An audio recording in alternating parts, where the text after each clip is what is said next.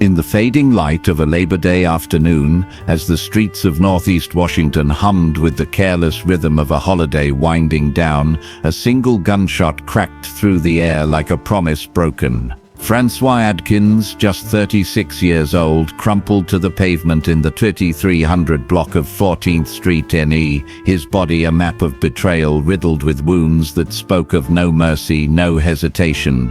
Unconscious but clinging to breath, he was rushed to the hospital in a blur of sirens and futile hope, only for the monitors to flatline hours later, stealing him from a life that moments before had pulsed with ordinary possibility. Who pulled the trigger in broad daylight, turning a man into a statistic before the echoes had even faded?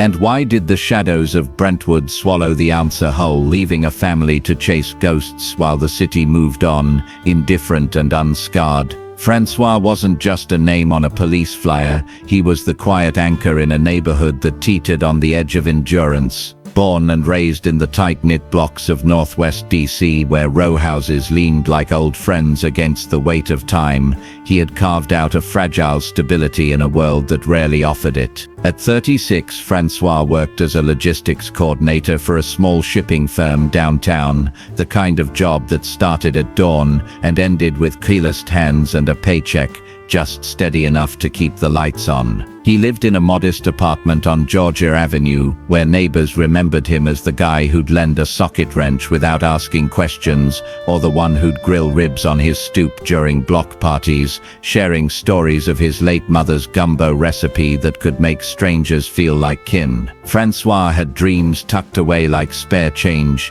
talk of starting a food truck with his cousins serving up soul food twists on the classics, or finally taking that road trip to the Carolina coast he'd promised his younger sister Lena every summer since they were kids. But dreams in Ward 5 were fragile things, overshadowed by the relentless drumbeat of violence that echoed through Brentwood like a warning unheeded. This was a community stitched together by resilience, where corner stores doubled as gathering posts for elders swapping tales of better days, and kids navigated cracked sidewalks with the wariness of soldiers on patrol. Brentwood, in the shadow of the old Riggs Road, had seen its share of scars, gentrification nibbling at the edges while poverty clawed at the core, turning familiar streets into fault lines. Here the air carried the scent of fried fish from Eldridge's takeout window and the faint tang of exhaust from buses rumbling toward forgotten promises. It was a place where folks like Francois held the line, mentoring at the local rec center on weekends, coaching a youth basketball team that dreamed of courts beyond the chain-link fences. His death wasn't just a loss, it was a fracture in the fragile trust that bound them, a reminder that in these blocks, survival was a gamble, and the house always won. Yet even as the community reeled, fingers began to point inward, toward the fractures that violence so often exploits. Detectives from the Metropolitan Police Department's homicide branch arrived swiftly that September 1st, cordoning off the scene under the indifferent gaze of a late summer sun. Lead investigator Sergeant Maria Reyes, a veteran with 18 years in the 5th District and eyes that had catalogued too many chalk outlines, took charge. She knelt by the blood-stained sidewalk, her gloved hands tracing the trajectory of those fatal shots, multiple rounds from a handgun, fired at close range, suggesting not a random spray but a deliberate execution. Ballistics would later match the casings to a .40 caliber Glock,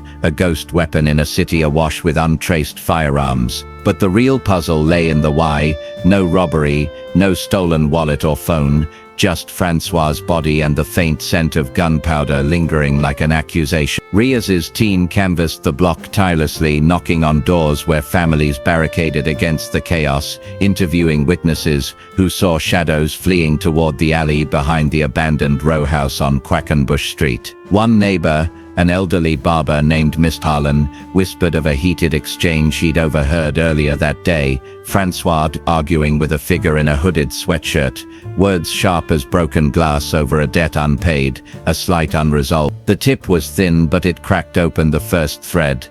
This wasn't the work of phantoms from afar, but a predator who knew the terrain, who moved like smoke through the familiar haze. As the investigation coiled tighter, a name emerged from the periphery, sharp and unwelcome: Darius D. Harlan, No relation to the barber, but a spectre all the same, a 32-year-old local with a smile that disarmed and eyes that never quite met yours. To the world, Dee was the archetype of Brentwood's quiet ambition, the handyman who fixed leaky roofs for single moms at cut rates, the DJ spinning tracks at community barbecues where his easy laugh masked the calculations beneath. He drove a faded blue Chevy Impala, the kind that blended into traffic, and kept a tidy duplex on the 2200 block of 13th Street NE where potted herbs lined the windowsill and neighbors borrowed his lawnmower without a second. Dee had grown up in the same orbit as Francois, two kids from overlapping crews who drifted into manhood on parallel paths.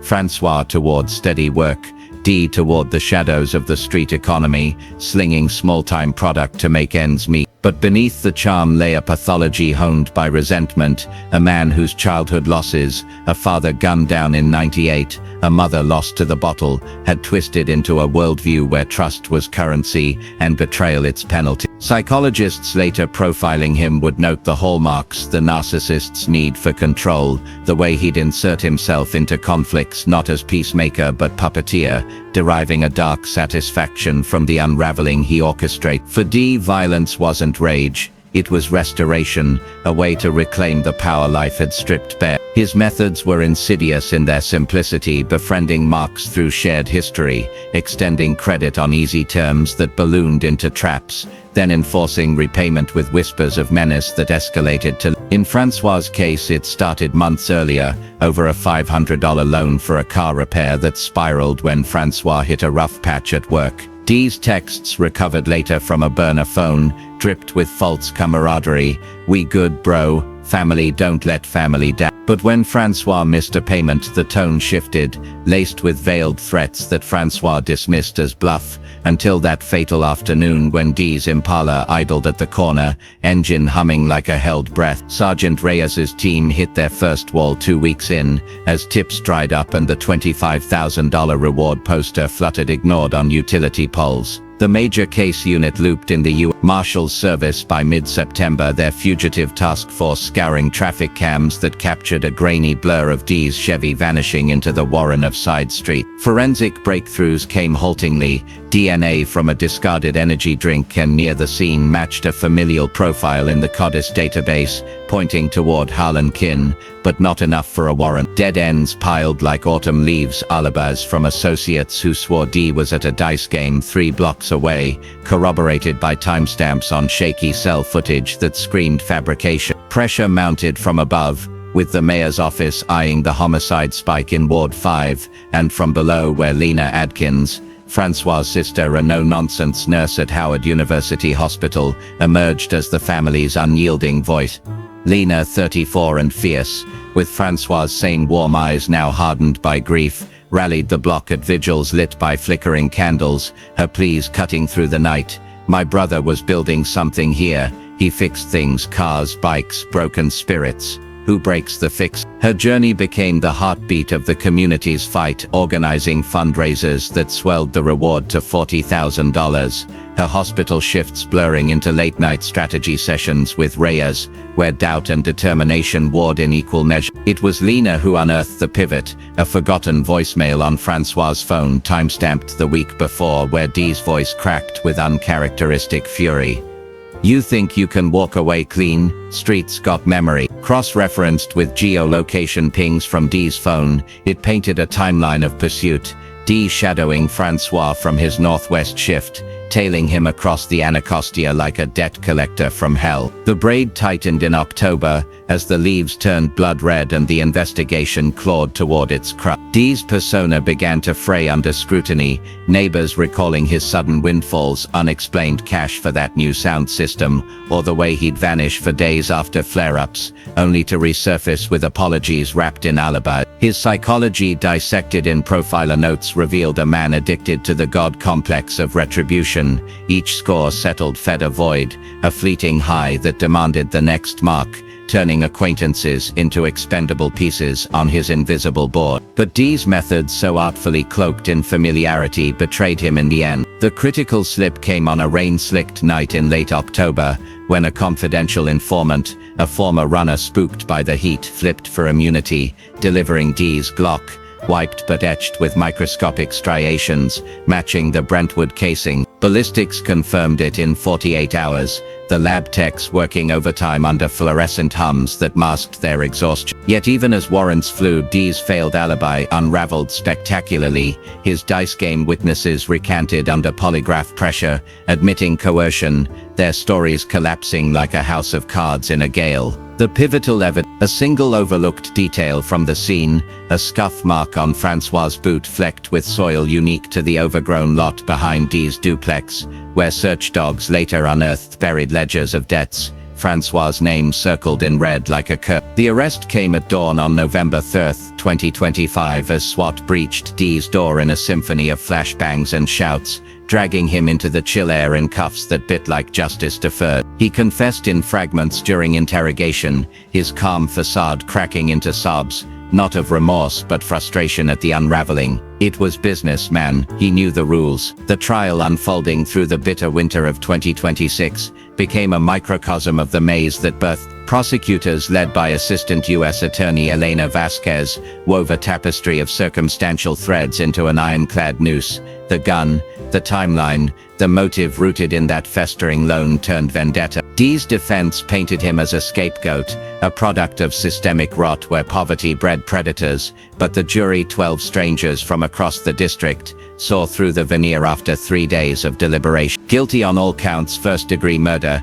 carrying a sentence of life without parole, handed down in a courtroom thick with held breaths and Lena's quiet tears. Dee was remanded to Supermax in Jessup, Maryland, his Impala impounded as evidence of a life dismantled. But closure in the theater of true crime is a script seldom fully written. Officially, the case against Darius Harlan stands sealed, a victory etched in ledgers and law books. Yet whispers persist in Brentwood's shadowed corners, doubts that gnaw like termites at the foundation. Was Dee truly the lone architect? Or did his business entangle deeper networks, rival crews from across the bridge, or even a silent partner who supplied the piece and vanished into the air? Forensic gaps linger, no eyewitness, no video capturing the shot, just echoes of inference that leave room for the innocent to wonder if the wrong man rots in a cell. Lena Adkins, now a tireless advocate with the city's violence interruption programs, speaks of the why that eludes them all.